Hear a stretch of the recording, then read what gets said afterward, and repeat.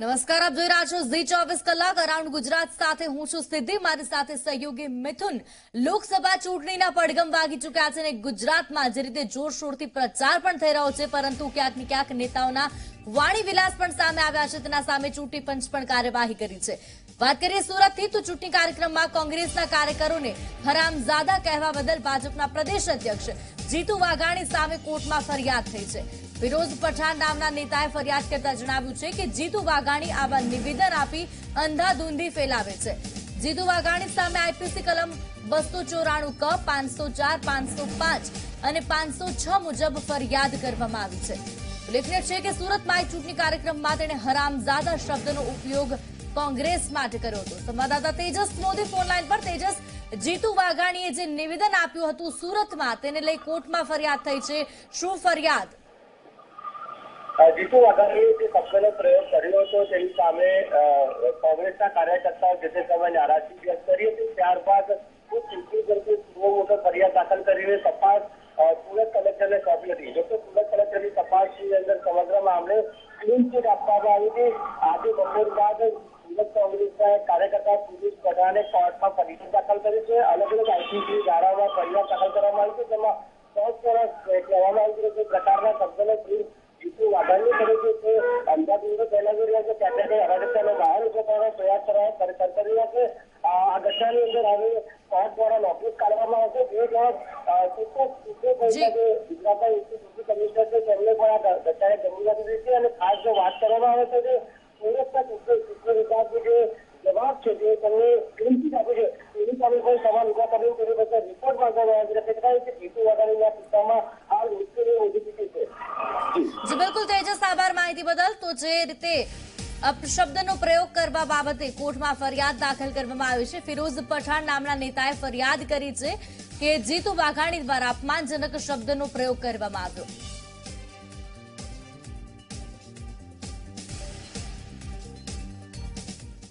બીજા એક મહત્વના સમાચારની વાત કરીએ તો ભાજપના ધારાસભ્ય મધુ શ્રીવાસ્તવના વિવાદિત નિવેદન મામલે જિલ્લા ચૂંટણી અધિકારી શાલિની અગ્રવાલે પત્રકાર પરિષદ યોજી હતી અને જણાવ્યું હતું કે મધુ શ્રીવાસ્તવને ક્લીન ચીટ નહીં અપાય, તેમજ મધુ શ્રીવાસ્તવે ચૂંટણી પંચને જવાબ આપ્યો છે।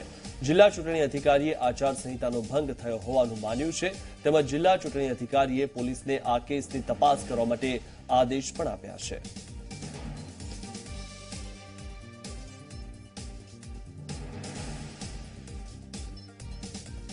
મધુ શ્રીવાસ્તવના અત્યાર સુધીમાં જે રીતે અલગ અલગ વિવાદમાં નામ સામે આવ્યું છે, સૌપ્રથમ તો તેમણે મતદારોને ધમકાવ્યા હતા અને તે વિડીયો વાયરલ થયો હતો, આચારસંહિતા ભંગ કરી હતી। ત્યારબાદ જ્યારે રિપોર્ટરો તેમને આ બાબતે પૂછવા માટે ગયા હતા ત્યારે રિપોર્ટરોને પણ તેમને નોકરી છોડાવી દેવાની વાત કરી હતી।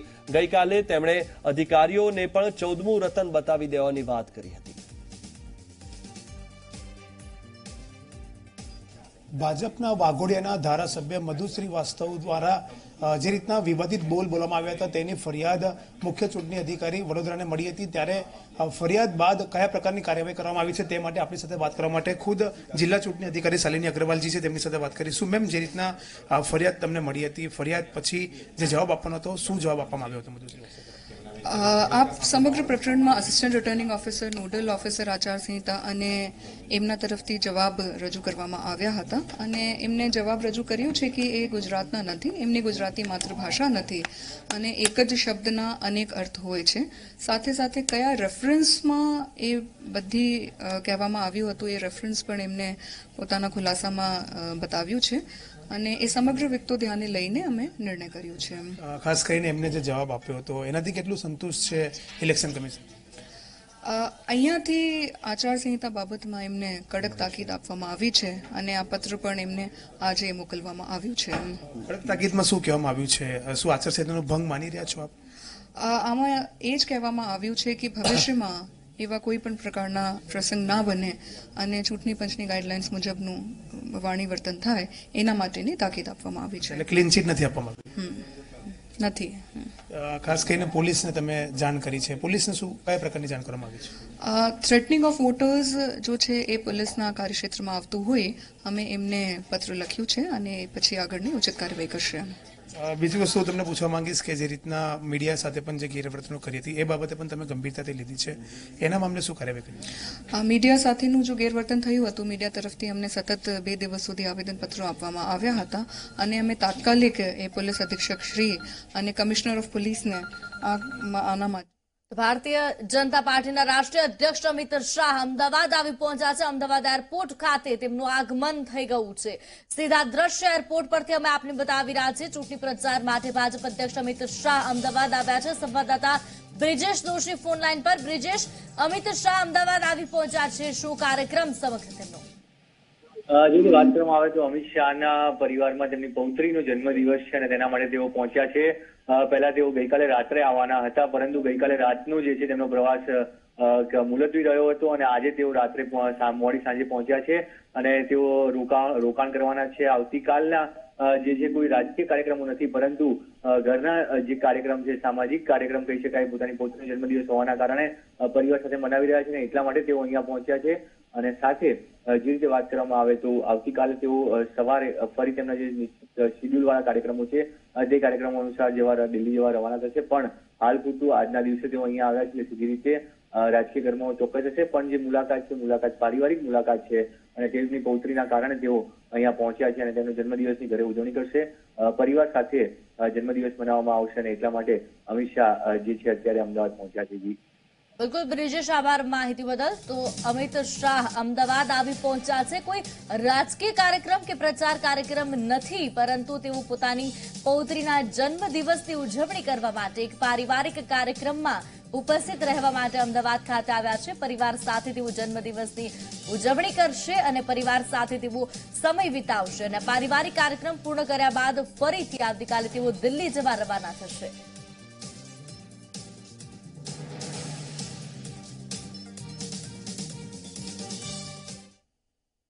દેશમાં લોકસભાની ચૂંટણીના પ્રથમ ચરણના મતદાન બાદ કોંગ્રેસના સ્ટાર પ્રચારકો હવે ગુજરાત આવી રહ્યા છે. કોંગ્રેસના દિગ્ગજ ગણાતા એવા રાહુલ ગાંધી, પ્રિયંકા ગાંધી ગુજરાતમાં સભાઓ ગજવવા આવી રહ્યા છે. આગામી 15 એપ્રિલના રોજ રાહુલ ગાંધી મહુવામાં સભા યોજવા જઈ રહ્યા છે, તો 16 એપ્રિલના રોજ કોંગ્રેસના નેતાઓ 4 સ્થળોએ સભા કરશે. સાથે જ 18 એપ્રિલે પ્રિયંકા ગાંધી અંબાજીના દર્શને આવી રહ્યા છે, જ્યાં દર્શન બાદ પ્રિયંકા ગાંધી આદિવાસી વિસ્તારમાં પ્રચાર પ્રસાર કરશે. તો 19 એપ્રિલના રોજ રાહુલ ગાંધી ફરી ગુજરાતના પ્રવાસે આવશે, જેમાં રાહુલ ગાંધી બારડોલી, પાટણ અને દાહોદમાં સભાઓ યોજશે.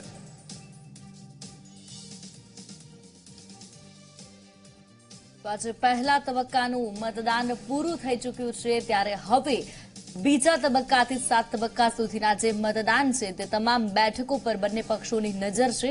કોંગ્રેસ ખાસ કરી ગુજરાત પર વધુ ભારણ મૂકી રહ્યું છે. વિધાનસભા ચૂંટણીમાં જે રીતે કોંગ્રેસને થોડી સફળતા મળી, હવે લોકસભામાં એ જ આશા સાથે કોંગ્રેસ ફરી એક વખત પ્રચાર પ્રસાર ગુજરાતમાં કરશે. સ્ટાર પ્રચારકો ગુજરાત આવશે.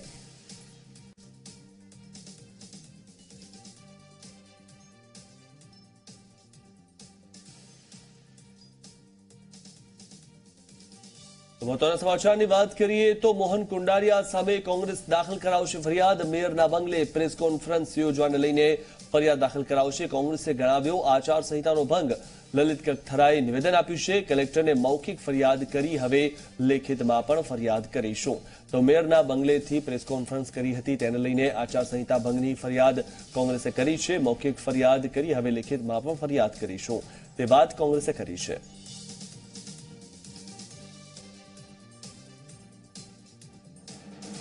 મેયર બંગલેથી પ્રેસ કોન્ફરન્સ કરીને એક ખેડૂતોના આંદોલનના બાબતમાં જવાબ આપ્યો છે. એ જવાબનો હું જવાબ આપું એ પહેલા આ મેયર બંગલાનો ઉપયોગ કરીને ભારતીય જનતા પાર્ટી છડે ચોક આચારસંહિતાનો ભંગ કરી રહી છે. ચારે બાજુ તંત્રનો ઉપયોગ કરી રહી છે. મેયર બંગલાનો ઉપયોગ પ્રેસ કોન્ફરન્સ માટે ન કરી શકાય એ આચારસંહિતામાં મોહનભાઈ 22 વર્ષથી જાહેર જીવનમાં છે અને ભારતીય જનતા પાર્ટીને ખબર હોવી જોઈએ કે સરકારી આવાસનો ઉપયોગ કોઈ પણ ચૂંટણી દરમિયાન પ્રેસ કોન્ફરન્સ કે મિટિંગો માટે નથી કરી શકાતો. મેં કલેક્ટરને અત્યારે પણ કમ્પ્લેન્ટ કરી દીધી છે. કલેક્ટરે પણ એવું કીધું કે એ ખરેખર આચારસંહિતાનો ભારતીય કિસાન સંઘ અને ખેડૂતોના ઉગ્ર આંદોલન બાદ સાંસદ મોહન કુંડારિયાએ પ્રેસ કોન્ફરન્સ યોજી હતી। ખેડૂતોની રેલીમાં થયેલ ઘર્ષણ અંગે કુંડારિયાએ નિવેદન આપ્યું કે અન્યાય થયો હશે તો સરકાર ન્યાય અપાવશે। ક્રોપ કટિંગમાં અલગ અલગ સર્વે નંબર આવતા હોય છે અને આમાં પણ અલગ અલગ સર્વે નંબર આપ્યા છે, પણ ખરા અર્થમાં ક્રોપ કટિંગની અંદર જે ઉતારો આવ્યો હશે એનાથી વિરુદ્ધ જુદું પત્રક ભરાણું હશે અને અન્યાયથી 100% ન્યાય મળશે। પણ ખાસ કરીને વીમામાં જે અન્યાય થયો છે એમાં ખેડૂતને મદદ કરવાની મારી તમામ તૈયારી છે। અહીંયા હું 25 વર્ષ ધારાસભ્ય રહ્યો છું, ખેડૂત મારા ભાઈ છે, એને મને કાયમી સહકાર આપ્યો છે અને એને સહકાર આપવાની મારી તમામ રીતે તૈયારી છે। ક્રોપ કટિંગમાં અલગ અલગ સર્વે નંબર આવતા હોય છે અને આમાં પણ અલગ અલગ સર્વે નંબર આપ્યા છે, પણ ખરા અર્થમાં ક્રોપ કટિંગની અંદર જે ઉતારો આવ્યો હશે એનાથી વિરુદ્ધ જુદું પત્રક ભરાણું હશે અને અન્યાયથી 100% ન્યાય મળશે। પણ ખાસ કરીને વીમામાં જે અન્યાય થયો છે એમાં ખેડૂતને મદદ કરવાની મારી તમામ તૈયારી છે। અહીંયા હું 25 વર્ષ ધારાસભ્ય રહ્યો છું, ખેડૂત મારા ભાઈ છે, એને મને કાયમી સહકાર આપ્યો છે અને એને સહકાર આપવાની મારી તમામ રીતે તૈયારી છે। તો પાટીદાર અનામત આંદોલન સાથે જોડાયેલા સરદાર પટેલ ગ્રુપના પ્રમુખ લાલજી પટેલે ગુજરાત હાઈકોર્ટમાં કરેલી અરજી પાછી ખેંચી છે। લાલજી પટેલે હાઈકોર્ટમાં અરજી કરીને દાવો કર્યો હતો કે અન્ય પછાત વર્ગોને મળેલી અનામતથી ગુજરાતમાં પાટીદારો સહિત સવર્ણોને અન્યાય થાય છે અને ઓબીસીમાં જે સમાજને અનામત મળી છે તેનો કોઈ સત્તાવાર રીતે સર્વે કરાયો નથી। પાટીદારોની આર્થિક અને સામાજિક સ્થિતિનો સર્વે કર્યા વગર જ અનામતની માંગ અને જે સમાજોને ઓબીસીમાં અનામત મળી છે તેમનો સર્વે નહીં થયો હોવા છતાં લાભો મળી રહ્યા હોવાનો આરોપ લગાવીને લાલજી પટેલે ગુજરાત હાઈકોર્ટમાં અરજી કરી હતી। આ અરજી પાછી ખેંચી લીધી છે। તો લાલજી પટેલે અરજી પાછી ખેંચી લીધી છે અને પાટીદાર અનામત આંદોલનને લઈને સૌથી મોટા સમાચાર જે હાલમાં સામે આવી રહ્યા છે તેમાં એસપીજીના પ્રમુખ લાલજી પટેલે હાઈકોર્ટમાંથી અરજી પાછી ખેંચી છે। અનામતને લઈને કરેલી અરજી તેમણે પાછી ખેંચી લીધી છે। ગુજરાત હાઈકોર્ટમાં તેમણે અરજી કરી હતી। ઓબીસી અનામતને આધાર બનાવીને તેમણે અન્યાયની અરજી કરી હતી। અરજદાર રાજ્ય સરકારમાં રજૂઆત કરી શકશે।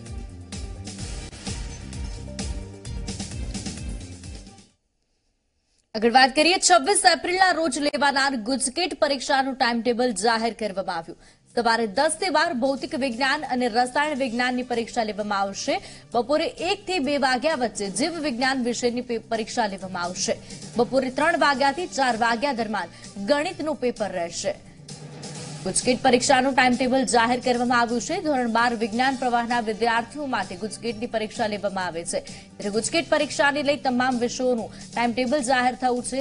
સવારે 10 વાગ્યાથી 12 વાગ્યા વચ્ચે ભૌતિક વિજ્ઞાન અને રસાયણ વિજ્ઞાન એટલે કે ફિઝિક્સ અને કેમિસ્ટ્રીની પરીક્ષા લેવામાં આવશે। બપોરે 1 થી 2 વચ્ચે બાયોલોજીની પરીક્ષા લેવાશે અને ત્યારબાદ બપોરે 3 થી 4 વાગે ગણિત વિષયનું પેપર લેવાશે। બીજા એક મહત્વના સમાચારની વાત કરીએ તો સુરતની પૂણા પોલીસે અપક્ષ ઉમેદવાર હીરામણી શર્મા નામની મહિલા ઉમેદવારની ધરપકડ કરી છે। પૂણા પોલીસ મથકમાં રૂપિયા 3.18 કરોડની છેતરપિંડી મામલે ફરિયાદ નોંધાઈ હતી। તે ફરિયાદના આધારે મહિલા ઉમેદવારની ધરપકડ કરવામાં આવી છે। મહિલાએ નવસારી લોકસભા સીટ પરથી રાષ્ટ્રીય સમાજવાદી પક્ષ તરીકે ઉમેદવારી નોંધાવી હતી। તો રાષ્ટ્રીય સમાજવાદી પક્ષમાંથી ઉમેદવારી નોંધાવી હતી। આ મહિલાએ અપક્ષ ઉમેદવારી નોંધાવી હતી। હીરામણી શર્મા નામની મહિલાની ધરપકડ કરી લેવામાં આવી છે।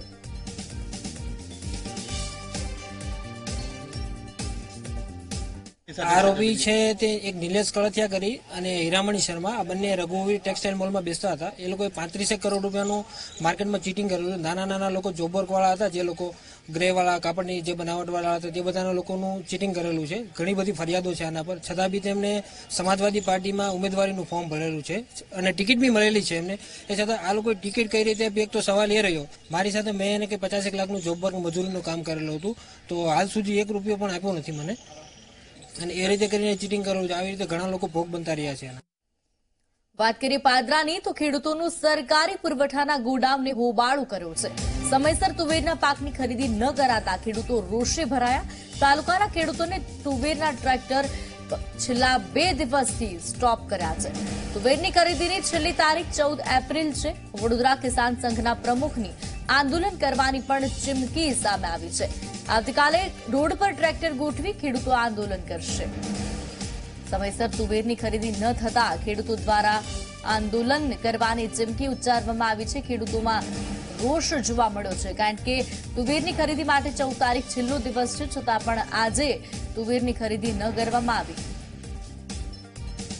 તો કોંગ્રેસના પ્રદેશ પ્રમુખ અમિત ચાવડાએ ખેડૂતોની સ્થિતિને લઈને રાજ્ય સરકાર પર નિશાન સાધ્યું. એક તરફ ખેડૂતોને પાક વીમો મળતો નથી, તો બીજી બાજુ ખેડૂતો આર્થિક પાયમાલીમાંથી બહાર નીકળવા માટે આપઘાત કરી રહ્યા છે, જેનાથી સાબિત થાય છે કે ભાજપની સરકાર ખેડૂત વિરોધી છે. ગુજરાતમાં અંગ્રેજોને પણ શરમાવે એવું અત્યાચારી અને સરમુખત્યારશાહીનું ભાજપ શાસન આજે રાજ કરી રહ્યું છે. પણ ગુજરાતમાં ભાજપના શાસકો દ્વારા કોઈની પણ વાત સાંભળવાની નહીં, કોઈને પણ રજૂઆત કરવાની તક નહીં આપવાની અને સરમુખત્યારશાહીથી લોકોનો અવાજ દબાવવાનો પ્રયત્ન થઈ રહ્યો છે. ગુજરાતમાં ખેડૂતોની સ્થિતિ પર કોંગ્રેસ નેતા હાર્દિક પટેલે નિવેદન આપ્યું કે ખેડૂતો સરકારથી નારાજ છે, ખેડૂતોને પાક વીમો મળવો જોઈએ તેવી કોંગ્રેસે માગણી કરી છે. હાર્દિકે રાજ્ય સરકાર પર નિશાન સાધ્યું કે સૌરાષ્ટ્રમાં મોરબી, રાજકોટ અને જામનગરમાં પાક વીમાના નામે 200 કરોડનો વેપાર કરવામાં આવ્યો છે. ખેડૂતોને પાક વીમો મળવો જોઈએ. થોડા દિવસ પહેલા એક ટીવી ઇન્ટરવ્યુ દરમિયાન વિજયભાઈ રૂપાણી પણ ખોટા આંકડાઓ ગુજરાતની જનતા સમક્ષ મૂકતા હતા અને કહેતા હતા કે સૌરાષ્ટ્રના અલગ અલગ વિસ્તારોમાં આટલા ટકા પાક વીમો આપવામાં આવ્યો છે. પરંતુ આ બધા આંકડાઓ એવા પણ છે કે મોરબી, રાજકોટ અને જામનગર જિલ્લાની અંદર પાક વીમાના નામે ઇન્સ્યોરન્સ કંપનીએ લગભગ 100 થી 200 કરોડ રૂપિયાના વકરાઓ કરી રહી છે, નફાઓ કરી રહી છે. ગુજરાતની અંદર ખેડૂતોને પાયમાલ કરવાનો, લૂંટવાનો business Bharatiya Janata party officially ખોલ્યો હોય એવું લાગી રહ્યું છે. તો રાજકોટમાં પાક વીમાની માંગ સાથે ખેડૂતોએ યોજેલી મહારેલીમાં પોલીસ અને ખેડૂતો વચ્ચે ઘર્ષણ સર્જાયું હતું. ખેડૂતોએ મંજૂરી વગર રેલી કાઢતા પોલીસે ખેડૂતોની અટકાયત કરી છે. ખેડૂતોનો આરોપ છે કે તેમને પાક વીમો ચૂકવવામાં આવ્યો નથી અને પાક વીમાની માંગ સાથે જ ખેડૂતોએ રેસકોર્સથી રિંગ રોડ સુધી રેલીનું આયોજન કર્યું હતું. આ રેલીમાં ઉપલેટા, ધોરાજી અને પડધરી તાલુકાના 300 થી 400 ખેડૂતો જોડાયા હતા. ત્યારે રેલીને મંજૂરી ન મળી હોવાના કારણે પોલીસ દ્વારા 15 જેટલા ખેડૂતની અટકાયત કરવામાં આવી છે, જેમાં કિસાન સંઘના પ્રમુખ દિલીપ સખિયા સહિત ખેડૂતોની અટકાયત કરવામાં આવી છે. તો કે જે પ્રીમિયમ આજે વર્ષોથી કપાસનું નામે ભરતા આવ્યા છીએ, એ કપાસનું કે મગફળીનું પ્રીમિયમ એનું જે વળતર જે છે અછતગ્રસ્ત જાહેર કરેલ હોવા છતાં ઉપલેટા, ધોરાજી અને પડધરી આ 3 તાલુકાને અછતગ્રસ્ત જાહેર કરવા છતાં પણ એને 1.5 પૈસો નયું ફદિયું પણ આપવામાં આવ્યું નથી. તો અમારો પ્રશ્ન છે કે શા માટે આવો અન્યાય, શા માટે? અમને અમારો હક આપો, બીજું કઈ નથી જોતું, બસ બીજો અમારો હક, અમને અમારો વીમો આપી દો. અમને એવા તમે મજબૂર ના કરો કે અમે આત્મવિલોપન પણ કરી, એવા તમે સરકારશ્રીને અમને કોઈ મજબૂર ના કરો કે અમે કદાચ અમે આત્મવિલોપન પણ કરી. અમારું પડધરી તાલુકો રહ્યો ને આખે આખો અછતગ્રસ્તમાં મૂક્યો, ઘાસચારો બાટે હે, બધું કરે હે અને વીમો અમને સદંતર વીમાથી કાઢી નાખ્યા. એ તો બરાબર 2,000 ની જે વાત કરે ને, મારા પાસે 12 વીઘા જમીન છે, બરાબર, મારા ખાતામાં જ 2,000 રૂપિયા નથી આવ્યા. જી બોલો, મારા બાપુજીના ખાતામાં નથી આવ્યા, અમારા કાકાના ખાતામાં નથી આવ્યા, તો અમે શું કરવું? એટલે અમે બીજું કઈ માંગતા નથી. અત્યારે ખાલી 2,000 રૂપિયા દઈને કોઈ વર્ષે શિયાળુ સિઝન નું હે ને પ્રીમિયમ કાપતા નહોતા, આ વર્ષે બેંકો વાળાએ શિયાળુ સિઝન નું પ્રીમિયમ કાપી નાખ્યું. આગળ વાત કરીએ કોંગ્રેસના તમામ પદ પરથી રાજીનામા બાદ ઠાકોર સેનાના અધ્યક્ષ અલ્પેશ ઠાકોર સાથે ઝી 24 કલાકે ખાસ વાતચીત કરી. ઝી 24 કલાક સાથે એક્સક્લુઝિવ વાતચીત કરતા અલ્પેશ ઠાકોરે કહ્યું કે અમારી વાત માત્ર ને માત્ર સન્માનની હતી. મેં કોઈ લાલસામાં રાજીનામાનો નિર્ણય નથી કર્યો. અમે બહુ અપેક્ષા સાથે કોંગ્રેસમાં જોડાયા હતા, જ્યારે કોંગ્રેસ દ્વારા ઠાકોર સેનાનો માત્ર ને માત્ર ઉપયોગ કરવામાં આવ્યો. કોંગ્રેસ દ્વારા અપમાનજનક અને દુશ્મનાવટ જેવો વ્યવહાર થવા લાગ્યો. આ લડાઈ કોઈ લાલસાની નથી, આ લડાઈ છે સન્માનની, આ લડાઈ છે અધિકારની. જ્યાં એ સન્માન જ ના મળતું હોય અને છોકરાઓની દરરોજ નવી નવી ફરિયાદો, એટલે એક પ્રકારે હું પણ ફ્રસ્ટ્રેશનમાં રહેવા લાગ્યો હતો કે જે અપેક્ષા એવી રાખી હતી કે મેં રાજનીતિમાં આવ્યા પછી અમારું સંઘર્ષ બંધ થઈ જશે, ઉલટાનું સંઘર્ષ વધી ગયો. સંઘર્ષ ભારતીય જનતા પાર્ટી સામે હોવો જોઈએ અમારો, પણ ઇન્ટરનલ પોલિટિક્સ અંદર પાર્ટીની સામે વધી ગયો અને એટલો બધો સંઘર્ષ વધી ગયો એટલે મને પોતાને એવું લાગ્યું કે જો આ જ સંઘર્ષ રહે તો આ લોકોનું આપી ક્યારે શકીશ, આ લોકો માટે ક્યારે વાત કરી શકીશ. ઘણી બધી બાબતો છે, ઘણા બધા પ્રશ્નો છે, એના કારણે આફ્ટર ઓલ મેં નક્કી કર્યું કે અમારે કોઈ બીજી પાર્ટીમાં નથી જો, અમારે ફક્ત આ સમાજની સેવા કરવી છે, જેટલું બનેલી સેવા કરીશું. બહુ આશાઓ, અપેક્ષાઓ અને સન્માનની અપેક્ષા સાથે અમે પરિવાર ભાવનાની અપેક્ષા સાથે પાર્ટીમાં જોડાયા. જે પાર્ટીનો સંઘર્ષનો સમય ચાલતો હતો. જો અમને સત્તાની લાલચા હોત તો અમે કોંગ્રેસ પાર્ટી ના જોડાયા હોત, અમે બીજે જોડી ગયા હોત. પણ આફ્ટર ઓલ અમને એવું કે આ ગરીબોની વિચારધારા સાથે પાર્ટીમાં સન્માન સાથે જોડાઈએ, જે આગેવાનો ઉપર ભરોસો કરીને જોડાયા, લાખો લોકોના સમર્થન સાથે જોડાયા. ચૂંટણી પછી એક ધીરે ધીરે એવું ષડયંત્ર બનાવવામાં આવ્યું, કારણ કે ઠાકોર સેના અને એકતા મંચના કારણે હાર થઈ અને અમે જ અમારા કારણે કોઈ ફાયદો જ નથી થયો, એ પ્રકારનું અપમાનજનક જે વ્યવહાર અને એ પ્રકારનું જે માહોલ ઉભો કરવામાં આવે, એક આ રાતોરાત નથી થયું. છેલ્લા 1 વર્ષથી આ ચાલતું.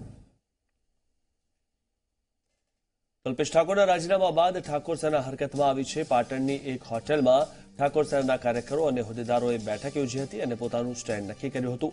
બેઠક બાદ નિર્ણય લેવામાં આવ્યો કે ઠાકોર સેના ભાજપ અને કોંગ્રેસ કોઈ પણ પાર્ટીને સમર્થન નહીં આપે. ઠાકોર સેનાને જેને મત આપવો હશે તે આપશે, તે સ્વતંત્ર છે અને સાથે જ ઠાકોર સેના માત્ર ઠાકોર સેનાનું જ કામ કરશે, તેવો પણ ખુલાસો કરવામાં આવ્યો છે.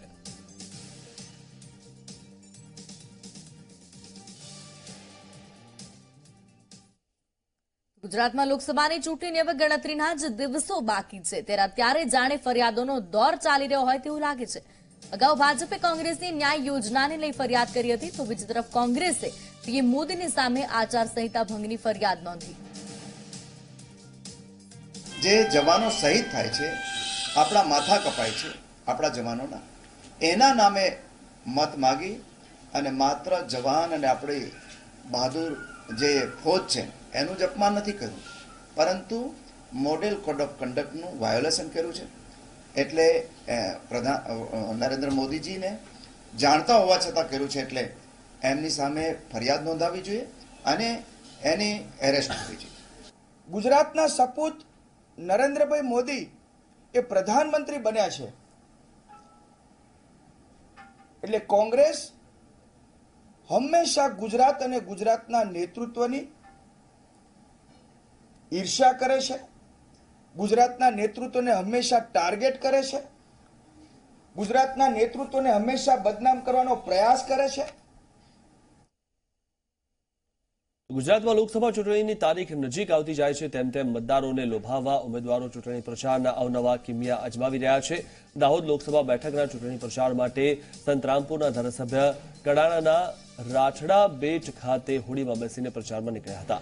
સંતરામપુરના ધારાસભ્ય ડોક્ટર કુબેરભાઈ ડિંડોરને આપ જોઈ શકો છો. હોડીમાં બેસીને તે મહીસાગર જિલ્લાના રાઠડા બેટ ખાતે ચૂંટણી પ્રચાર માટે જઈ રહ્યા છે. રાઠડા બેટ નદી પાર આવેલું હોવાથી અહીં નેતા હોય કે આમ જનતા, તમામ લોકોને હોડીનો સહારો લેવો પડે છે. આમ જનતા માટે તો બારેમાસ નદી પાર કરીને જ અવરજવર કરવી પડે છે, પરંતુ નેતા માટે આ પહેલો પ્રસંગ છે, કેમ કે ચૂંટણી આવી છે તો મત માટે નેતાનું આ ગામમાં જવું જરૂરી બની ગયું છે. એટલે નેતા પણ બોટ લઈને નીકળી પડ્યા રાઠડા બેટ ગામ જવા માટે. લોકસભા ચૂંટણીના દિવસો ગણાઈ રહ્યા છે, ત્યારે સમગ્ર શિક્ષા કર્મચારી સંઘના 23,000 કર્મચારીઓએ પોતાની કાયમી કરવાની અને સમાન કામ સમાન વેતનની માંગણી સાથે મોડાસામાં સંઘના પ્રમુખ અમિત કવિ અને કર્મચારીઓએ ભેગા થઈ નોટામાં વોટ કરવા માટે અપીલ કરી, તેમજ મુંડન કરાવી અનોખો વિરોધ કર્યો. જેમ કે ઉચ્ચારતા કહ્યું કે લોકસભાના ચૂંટણીમાં જે પક્ષ કર્મચારીઓની માંગણીઓને સમર્થન આપશે તે પક્ષને અમે સમર્થન આપીશું.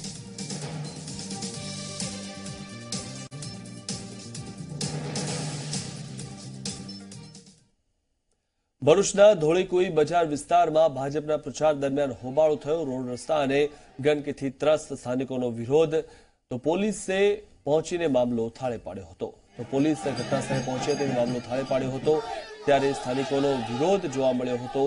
રોડ રસ્તા અને ગંદકીથી ત્રસ્ત જે સ્થાનિકો છે તેમનો વિરોધ જોવા મળ્યો હતો. ભાજપ પ્રચાર દરમિયાન હોબાળો થયો હતો. ભાજપના જે કાર્યકરો છે તેઓ પ્રચાર કરવા ગયા હતા, ત્યારે સ્થાનિકોએ હોબાળો કર્યો હતો અને રોડ રસ્તા અને ગંદકીથી ત્રસ્ત સ્થાનિકોએ વિરોધ કર્યો હતો.